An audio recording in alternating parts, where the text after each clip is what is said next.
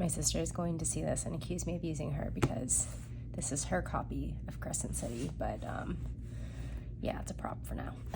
All right, so I am just getting over being sick, so I apologize in advance for my voice, but I think I'm on a bit of a pattern. I'm doing like 1 week where I actually have vlog clips, and then the alternate week is oh my gosh, I forgot to vlog. Let me put a video together. So here we are with just a chatty video because I have made some system changes.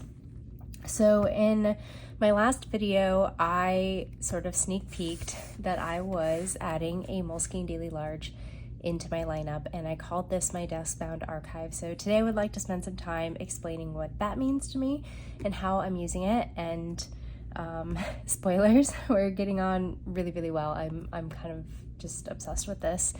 But I also made some changes. I went from personal rings down to pocket rings, and I'm really, really loving this setup. So wanted to talk a little bit about that, but I think next week's video I'll do a full on flip because I've fully set this up now just about. I've got a few things to transfer over, so maybe we'll vlog that for next week. But yeah, so the current system or mid-year planner update is that I am planning in a personal ring. Oh, gosh, I can't talk. It would be a Lindsay Scribbles video if I couldn't talk, I guess. I also feel like I'm breathing aggressively because I'm stuffed up, so I'm so sorry, but you know what, we're on a roll, so we're just gonna keep going on. But yeah, planning and pocket rings. This is a new-ish cover. I've had it for about a month now, but haven't shown you guys. And then memory keeping, archiving, journaling in a Moleskine Daily Large. All right, so the Moleskine Daily Large, I 100% picked this up in May because I was influenced by the lovely Randy Plans. I'm a patron of hers. I consider her to be one of my really good friends at this point in the planner community.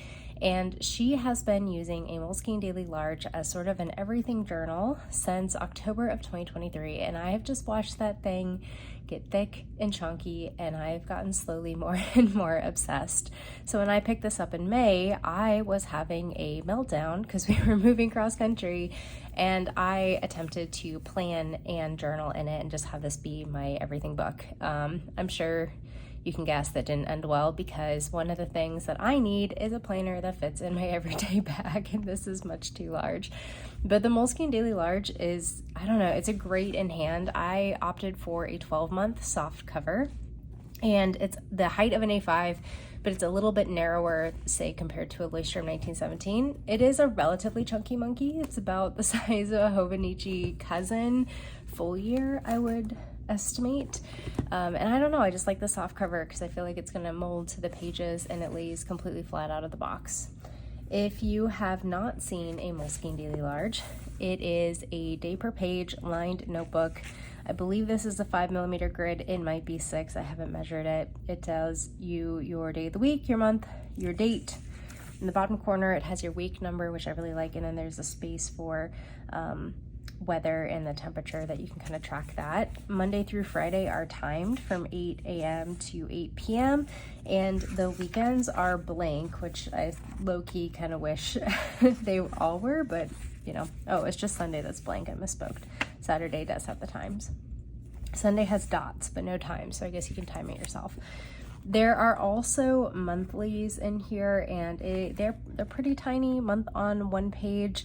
I kind of like this layout. It is a Monday start, and I don't know, it's intriguing. I haven't really used anything like this before, and I think that is sort of the reoccurring theme of this particular notebook, is that it is exciting because I have not used one before, and it's got that sort of like new magic. So anyway, how I'm using this. I am dubbing this the desk-bound archive.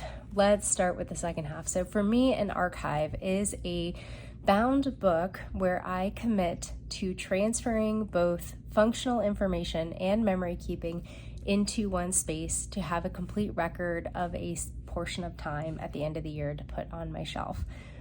I have been loosely archiving in my personal rings pages this year and storing those in an archive binder, but I think I'm just hitting that halfway point where I'm starting to recognize that I'm not going to get a full year of inserts in that one binder. So I could pivot and get a second binder, or I could pivot for the second half of the year and put it in a bound book. And as much as I have enjoyed having everything be a one-stop shop in my personal rings for a good portion of this year, there is always a part of me that is a bound book girl at heart, especially for memory keeping. And my favorite way to memory keep is to write down functional information from throughout the day. So typically like my to-do lists. Let's find a aesthetic looking 2-page spread. I'll take the functional information from my daily pages in my planner. So that could be, right now I'm just transferring tasks I actually completed on said day, high level event and appointments, like was it somebody's birthday, big life events that happened, big world events that happened, and any kind of reference information. So say I did some research on a place to stay for a trip, I may or may not transfer that information in there if I think it would be beneficial to find again months, weeks, years down the line. I would write that in first. So that's what I'm kind of doing on the side here. These are my daily to-dos. And then the big thing of the day is a quote from my husband that I thought was mildly amusing. And then in whatever space is left over, I am memory keeping. Inspired by Randy, I am double 2 lines of text. I want to say double spacing, but it's like the opposite of double spacing. But I'm doing 2 rows per line of text. So the journaling is a little bit scrunched. The tasks are single spaced, and photos and ephemera kind of around that. I don't know if I got just extremely lucky with this notebook, but I have the 12-year. I also ordered an 18-month planner at the same time to try them both out. The 12-month I found to be fountain pen friendly, loosely. It is fountain pen friendly with my extra fine nibs. It is not fountain pen friendly with like my TWSBI fine. I've experienced some bleed through, but my extra fine vanishing point, my fine vanishing point, and my extra fine co-echoes have performed pretty well on here, along with my medium fine and my fine tip sailors. Haven't had any bleed through with those. So I don't know if it's like a 12-month thing versus an 18-month thing. I'm really hoping so, because I think the part of the reason I'm getting along with this so well is that I have been able to use my fountain pens in it. So I've been filling this out before bed, and like I said, from whatever planner I'm in, transferring the functional information that I want to find again, any sort of high-level memory keeping or ephemera from the day, I'll put that down, and then whatever space is left over, I am journaling typically about that day. And I am obsessed. I think probably because it's something new, the lined pages add a little bit of a mental challenge for me, a bit of a creative challenge to see how do I want to make the space come together. And I don't know, it's really nice. I like the cream paper. I've explained before that I am team cream. This is probably one of my favorite 2-page spreads from this notebook so far. But yeah, it's been a lot of fun. I'm really liking it. I'm totally seeing myself stick with this. I'm not perfect. I've definitely missed some days. I've been sick, as I mentioned. Nice couple page blank spread here, but here's some recent ones. And yeah, I'm really, really enjoying it. So a couple things I'm gonna do to make this more functional for me. As I mentioned, will kind of put down some of this, I call it reference information, maybe notes is a better way of putting it, but here I had written in my planner at the time some thoughts around using field notes notebooks for morning pages and just some ideas that I had around that. And so I decided to transfer that one because it would be interesting to see sort of on Tuesday, July 16th. This is kind of when I was first thinking about it in case I do end up following through. But this type of thing is something that I would consider reference information to find again. So I would like a way to index this. And what I've decided to do is sort of adapt what I used to do in the Hobonichi Cousin, which is using the yearly log. I think it's a future log, but using it as in Calendex. So I made myself one for my pocket rings here, and it's literally just 1 through 31, and the number of the dates. And on the day, I am just briefly writing what I journaled about. If there is reference information, so on the 16th, I did field notes thoughts. I'm going to go back and highlight that with my mild liner. I just wrote this in, so I'm not highlighting it. I'm giving it a few more minutes to dry, but I want to highlight that so that I know, hey, this is reference information so that I can find again.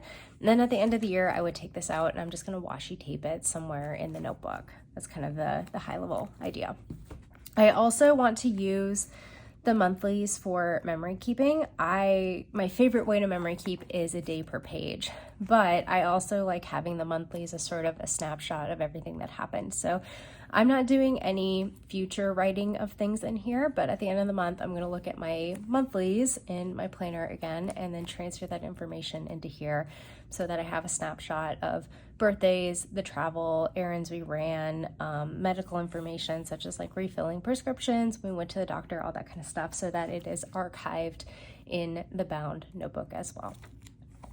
The nice thing about an archive and kind of why I've adapted to it over the last few years, I don't know why I kind of stepped away from it this week. The big appeal for me for an archive is, one, it sort of gives me a creative outlet in the evening, but two, it really frees me up to be more flexible. And I have seen a lot of chatter about 2025, and so I'm just officially saying we rubbed the Band-Aid off. Like, the community as a whole is kind of chattering about it, and I would like to maybe get to a point next year where I could move between personal rings and pocket rings a little bit more easily, a bit more in flux, and kind of in my mind, my system is rings, ambiguous umbrella plus archive, so that I'm not so hung up on having to keep my ring pages, that I would maybe keep all the trackers at the end of the year, consolidate that information and washi tape it in the back, or I'm only having to archive the habit trackers from the year versus 365 daily pages and weekly pages, etc. I could just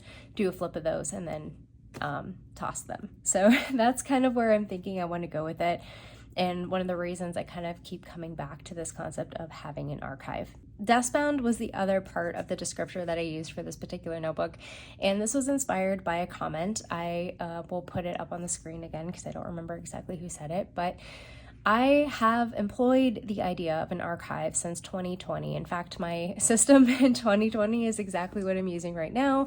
I had an archive, which was the Hobonichi Cousin, and pocket rings as my main planner, and it has worked very well for me over the years, but I always find that if I'm enjoying my archive too much, I will always try to use it as my planner as well. And that can work for a lot of people, but the space I need to archive how I want is best in like an A5-ish page.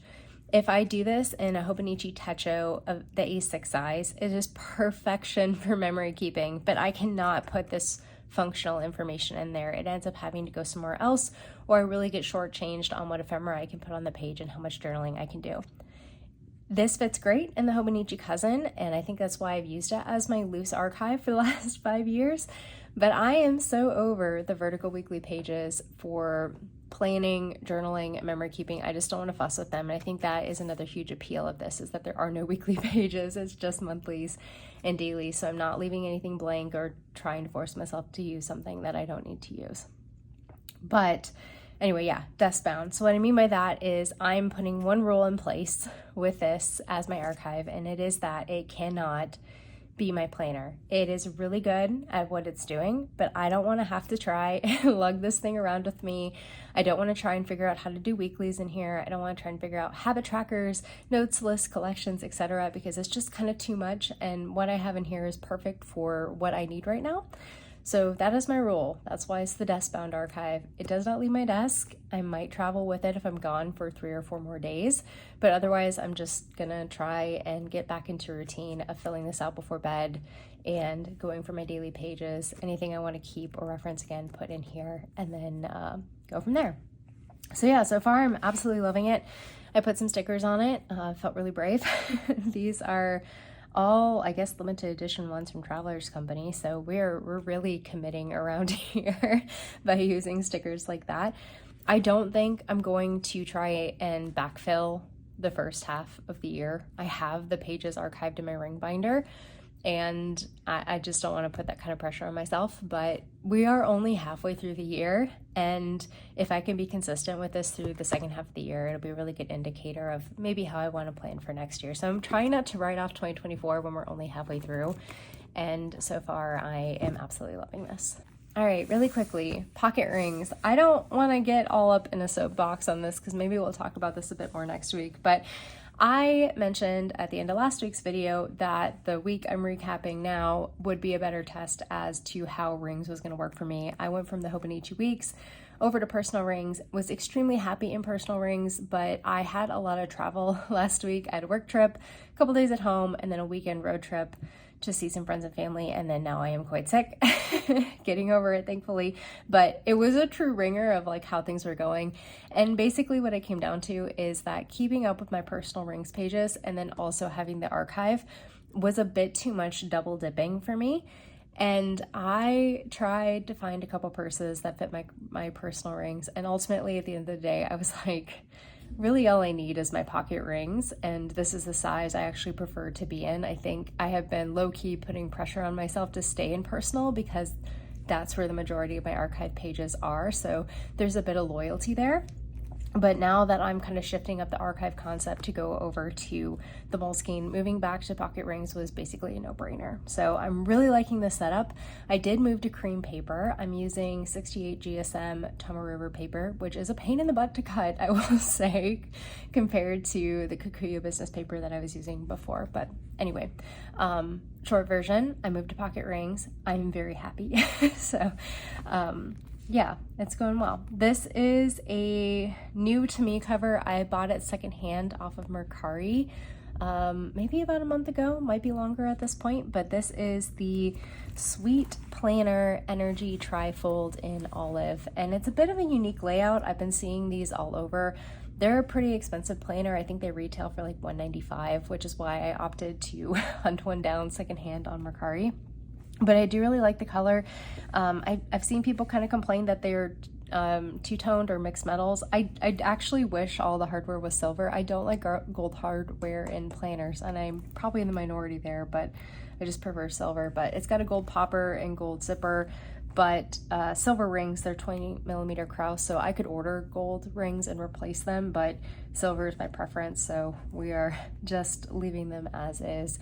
But overall setup is pretty much the same as it was in my personal. I haven't done an updated sort of like section by section flip through, so I will probably do that next week for you guys, because I think we are about, I'm really close, let me see. I have 1, 2, 3, 4, 5, 6 more things to move over, and then she is more or less complete. But yeah, we're cream 68 GSM Tomoe River paper, which I found on Jet Pens.